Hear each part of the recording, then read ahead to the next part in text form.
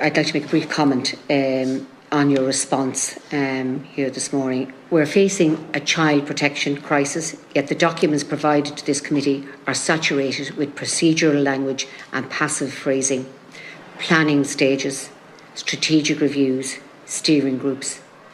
These are not safeguards, they are not timelines, and they are not answers. While children are missing, while tragedies occur, we are told about frameworks and committees. I acknowledge that resourcing challenges exist, but that cannot be the only explanation for repeated failures.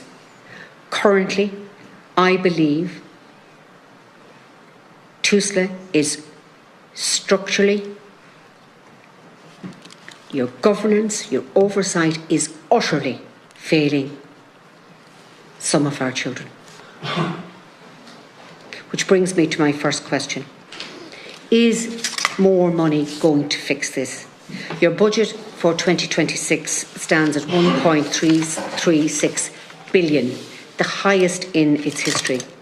This is comparable to, in some cases, exceeds spending in other European countries per child in care, yet outcomes remain poor. Over 163 children in unregistered special care arrangements as of mid-November. There's persistent unallocated cases, repeated high-profile failures. So I ask, is this truly a resource problem, or is this a structural problem? I believe it is structural. What evidence can you provide this committee that additional funding will deliver better outcomes rather than more bureaucracy?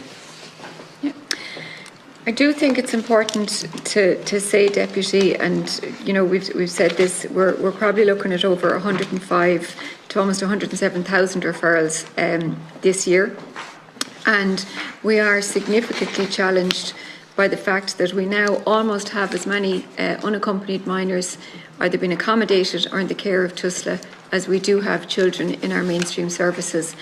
But I also think when we talk in forums like this today, and when there's media reporting on this, today there's 5,866 children in the care of TUSLA.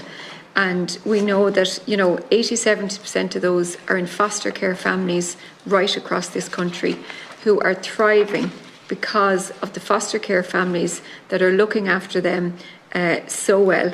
And we also know, and I referenced it in my opening statement, we now know that 9 in 10 of our children in care are in education.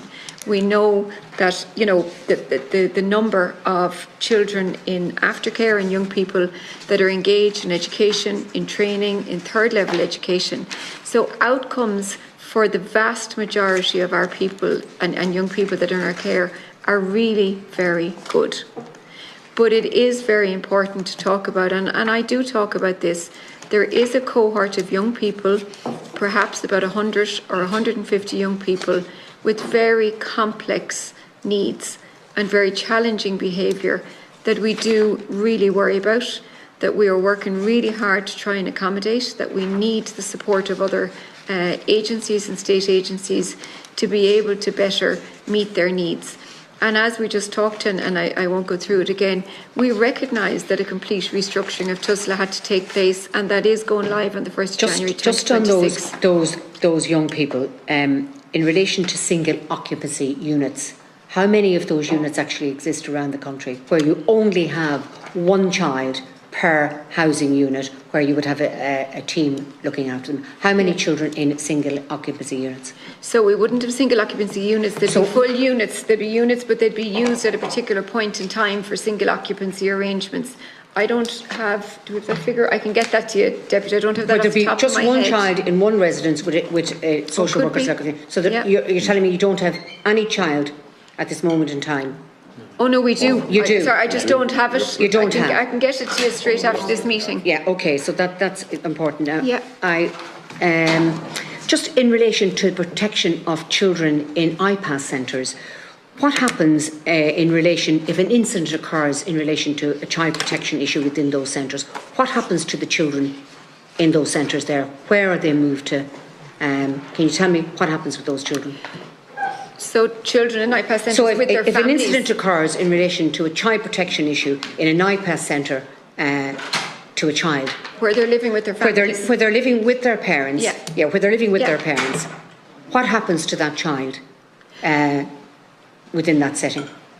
Well, the same, so we have a staff member based on site in City West, because that's obviously the largest centre That's the largest at the one, moment. but you have many, Yeah, there's so we many have many IPAS centres, yes. Yeah, so again, we have particular resources to support IPAS centres in particular areas, but it would be the exact same child protection mechanisms. So if an incident happened or if there's a concern, they are referred to our services in the same way as any other child.